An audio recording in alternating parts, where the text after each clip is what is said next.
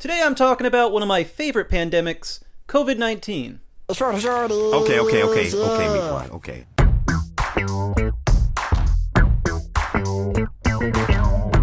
Now more than ever, during these uncertain times, I feel we are truly blessed for this outbreak. My words could be misconstrued, but in my radical outlook, I find a real silver lining here. So, here's my top 2 list for COVID-19. I am a suspicious person. Not suspicious of the neighbors or the stranger knocking on my door, but deeply suspicious of motivation. A question we should all ask ourselves when being pandered to is, what are they trying to gain? Does Nissan really care about my family? If COVID takes my job, can I come live with Burger King? I'm sure most of us have seen the COVID-19 ad compilation by now, and it has never been so egregiously obvious how manipulative companies are to so many Americans. An endless loop of pandering BS just to get in your home, deceive you into thinking that their product is a part of the family.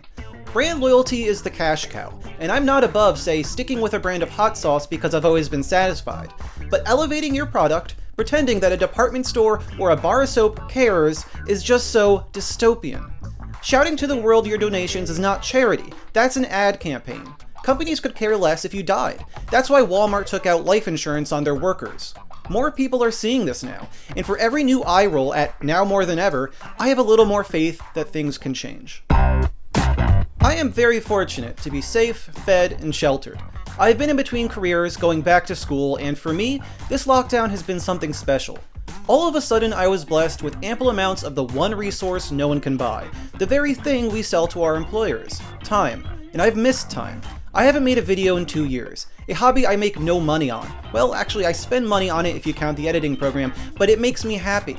It is my free time that makes life worth living. I love writing essays, woodworking, doing puzzles, cooking, and especially carving pumpkins. And these all require work, physical, mental energy, and skill that develops over time. And I don't expect compensation. It is just what I find brings me joy in life. The only time I have been bored in my life is when I quit my job after working full-time for years. I forgot what having time was like. I didn't know how to fill it. Without someone to direct me or value my work, I felt useless and even depressed. It took me about a year to rediscover myself, to enjoy just being alive, having time. The downside is now when my time isn't my own, I feel robbed.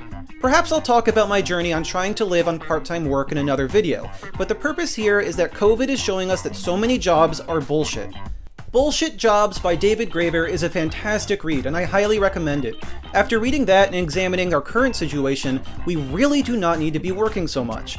I can go without 10 different options for cereal. No one needs to have spa days, and I think people should be able to clean their own house and cook their own food. And if you want someone else's cooking, or most any product, there are people out there like me who will trade or cook for free because we enjoy it.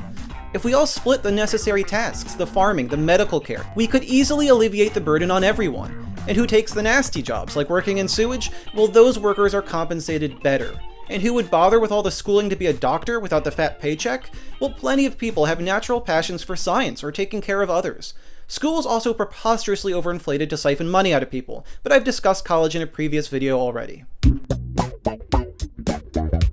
I am not diminishing the hardships many of us are facing. Lives lost, threats of eviction, not being able to afford food.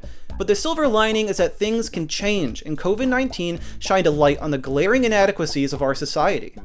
I know it's easy for me to think about a better way of living when I'm not living paycheck to paycheck or on the brink of being homeless. And when I'm working full-time, I'm too exhausted at the end of the day to think, let alone worry about anything bigger than myself. I'm usually too tired to do anything but watch TV or browse the internet and, thus, absorb commercials, which try to convince me to spend money on products that might make me happy, which I need to be working full-time to afford, and, well, rinse and repeat. Work just might be the easiest form of control over a population. Hustle culture is propaganda. So I thank COVID for shining its ugly light on our lives and allowing me to now get back to talking about things I like.